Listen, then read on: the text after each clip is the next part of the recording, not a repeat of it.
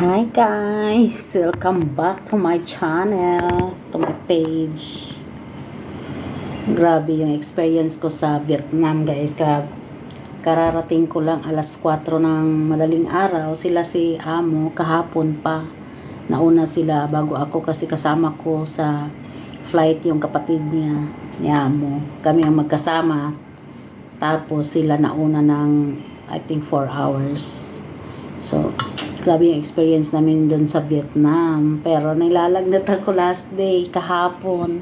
Nilalagnat ako, grabe yung lagnat ko. Tapos, nag-LBE, masakit yung tiyan, masakit yung kasukasuan, wala akong kain. Hindi nila ako pwedeng pakainin ng mga heavy meal kasi nag-LBM ako. Tapos, nag-check out kami sa tinitirhan namin doon is 11 o'clock. 11 until 5 o'clock ng hapon. Nandun ako sa sasakyan, natutulog lang habang sila ay gumagala pa rin. Kasi sinusulit nila yung oras na sa Vietnam pa kami. Pero ako hindi pwede kasi parang hindi na ako makalakad sa sobrang pagod dahil sa lagnat at saka sa diarrhea. Ay, mabuti na lang yung mga amo ko, napakabait.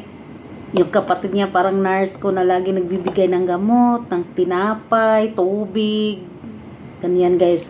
Mula kahapon ng umaga, ngayon lang ako nakakain ng kanin. Nandito na ako sa bahay, lumabas sila para kumain ng hapunan sa restaurant.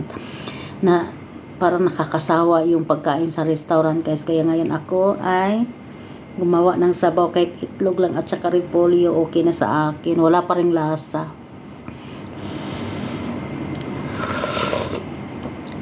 Ang dami ng asin na nilagay ko, wala pa ring lasa. Gusto ko sana yung parat ba, maalat.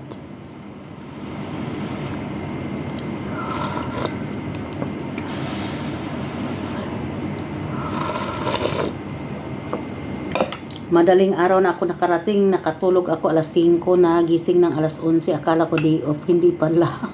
Kailangan ko pa rin magtrabaho. Sabi ng amo ko, bumaba ka na dyan kasi may trabaho ako. Tapos ikaw ang mag-asikaso sa mga gamit natin para mailagay sa ayos. Kasi dami naming maleta, 4 na maleta, 2 hand carry at 2 big luggage.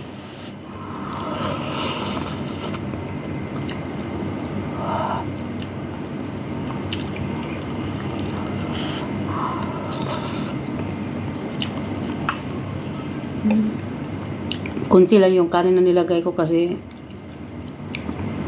unang beses kong kumain ng heavy meal mula nung nagkalagnat ako. Ang init.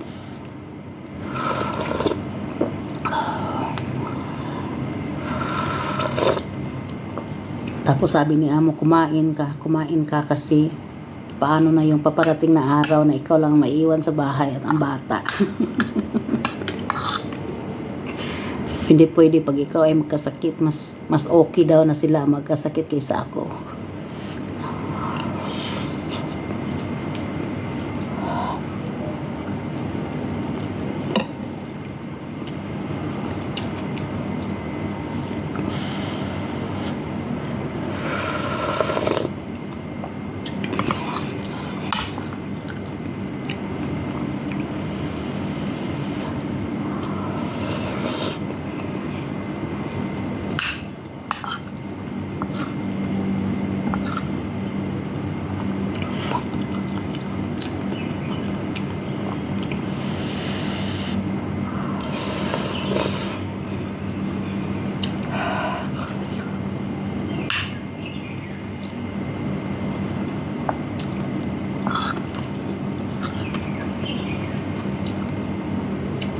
Yung pagpunta ko sa Vietnam guys is unang beses na nagbiyahe ako na malayo.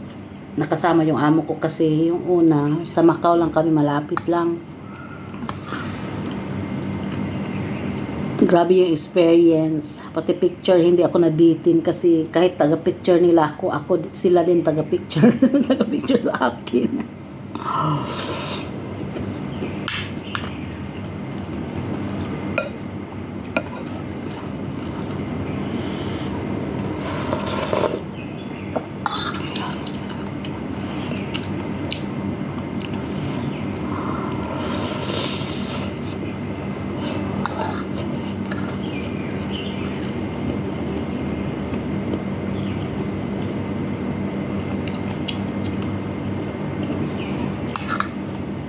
Sabi ni amo, huwag kang mapagod dahil hindi lang ito yung biyahe natin.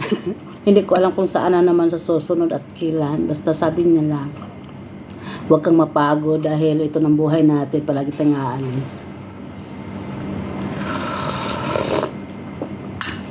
Nga naman, ngayong August, babiyahe na naman ako pa uwi sa Pilipinas.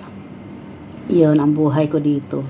Kahit man nasa kamay nila ako, nandito ako sa abroad, pero hindi man masyadong gumanda yung buhay ng pamilya ko kasi mahirap pa rin kami, no? Pero at least nakapag-aral yung aking mga anak at malapit na sila matapos, guys. 6 years and counting dito sa Hong Kong, pero yung project ko ang medyo klaro-klaro yung nakita ko is yung education ng aking mga anak. Yun, pero para sa sarili ko wala talaga. Importante na lang yung ano ng mga bata, pangarap ng mga bata.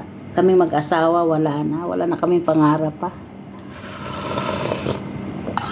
Kain muna ako, bye-bye.